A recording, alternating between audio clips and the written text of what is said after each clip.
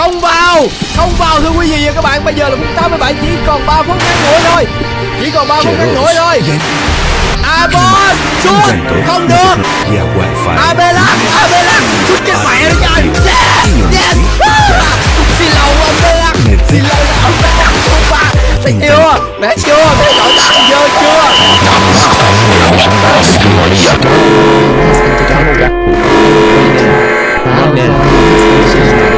Please start. This is not a test. This is not some kind of joke. Please get before immediately. Coronavirus. Seek shelter immediately.